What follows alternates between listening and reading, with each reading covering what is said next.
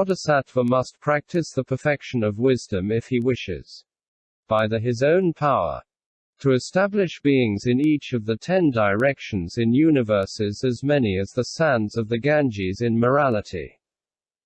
Concentration, wisdom, deliverance, knowledge and the vision of deliverance, and attain the fruit of sratapana and the others up to supreme complete enlightenment.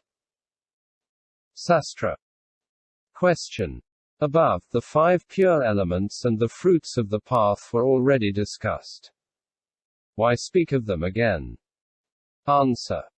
Above, it was a matter of the attributes only of the Sravaka, the fruit of sratapana and the others up to nirvana without conditioned residue. Here we are speaking of the 3 vehicles altogether. Sravaka, Pratyeka Buddha and Buddha are all attaining supreme complete enlightenment. Tathagatayapatha. 10th section imitating the bearing of the Buddha. Sutra. Furthermore, O Sariputra, the Bodhisattva Mahasattva who wishes to imitate the bearing of the Buddha must practice the perfection of wisdom. Sastra. Question. What is the bearing of the Buddha? Answer. The bearing is the 4 physical movements or postures: walking, standing, sitting and lying down. 1. Walking. Like the king of the elephants, the Buddha turns his body in order to look. When he walks, his feet are 4 inches above the ground and, although he does not set foot on the ground, the traces of the wheel on his soles are visible on the earth. He walks neither too slowly nor too quickly. He does not bend his body.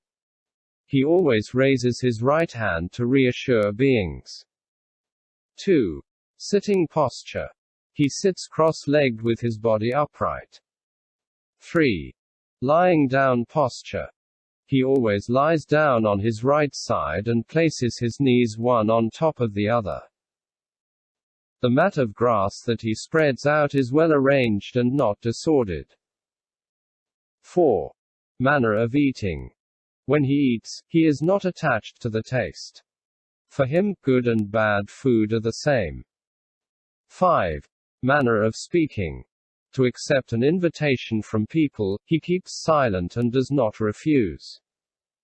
His speech is gentle, skillful, beneficial and timely. As for the postures of the Dharmakar Buddhas, they are in one single stride, they traverse, in the East, universes as many as the sands of the Ganges, and the sermons of the Brahmic voice has the same range. For the characteristics of the Dharmakar Buddhas, see what has been said above. Nagarajavalokita. 11th section looking in the manner of the elephant, etc. Sutra. Furthermore, O Sariputra, the Bodhisattva Mahasattva must practice the perfection of wisdom if he wishes this. May I look with the gaze of the king of the elephants? The Bodhisattva Mahasattva must practice the perfection of wisdom if he wishes this. May I walk 4 inches above the ground without my feet touching the earth, and surrounded and honored by many thousands of myriads of koti of devas, from the caturmaharajakayikas to the akanisthas, may I go to the foot of the Bodhi tree. Sastra. 1. Gaze like that of the elephant. When one swivels one's body and, in order to look, turns one's whole body, this is the gaze like that of the elephant. This is a mark of the great man. The body and the mind are especially united. This is why, when one has something to look at, body and mind turn together. Thus, when a lion has seized its prey, it is not because the latter is small that the lion is going to cool its ardor. It is the same for the Buddha. When he has something to look at or something to say, his body and his mind function together and never are separate. Why? Because for incalculable periods, he has cultivated the faculty of attentiveness, and as a result of this action, the bone of his skull is but one with the body. There is no separation between them. Moreover, from lifetime to lifetime, the Buddha has eliminated pride. This is why he does not scorn beings, and when he looks at them, he turns completely towards them. Nithavadana. As it is said in the Nito Aparto Na.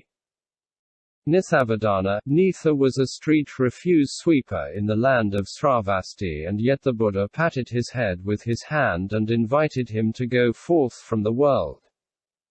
He was the only one who did not scorn him. 2. Levitation. The Buddha's feet glide 4 inches above the ground. If the Buddha were always flying, beings would suspect him of not being of the human race and would not take refuge in him. On the other hand, if the Buddha's feet touched the ground, beings would find that he was no different from an ordinary being and would have no respect for him. This is why, while gliding 4 inches above the ground, the Buddha does not trample the ground, but yet the traces of the wheel appear on the ground. Question. But the Buddha always emits a radiance 1 armspan in width, and his feet do not tread on the ground. Why then would beings not honor him? Answer. For innumerable kalpas, beings have accumulated serious faults, and so they have doubts about the Buddha. They say, the Buddha is a master magician who deceives people with his tricks, or also, if his feet do not tread on the ground, it is because that is his nature. What is so wonderful about a bird flying? There are beings who, as a result of the gravity of their faults, do not see the physical marks of the Buddha and simply say, the Buddha is a very powerful sramana. Those who speak in this way are like very sick people who, on the point of dying, consider the remedies and good food as stinking and consequently do not pay any attention to them. 3. The procession to bodhi. The Buddha goes to the foot of the bodhi tree surrounded and honored by many thousands of myriads of koti of devas, from the caturmaharajakayikas to the akanisthas. This is a constant rule among the Buddhas. The Buddha Bhagavat goes to the foot of the bodhi tree in order to destroy 2 kinds of maras, the fetter Mara and the Lord God Mara, and also to realize omniscience. Why would the crowd of devas not honor him, not accompany him? Besides, from existence to existence, the devas have always helped and protected the bodhisattva.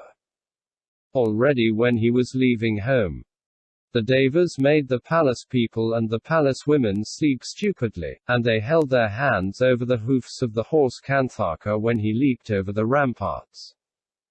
Now the devas make sure that they accompany the bodhisattva to the foot of the bodhi tree. Question.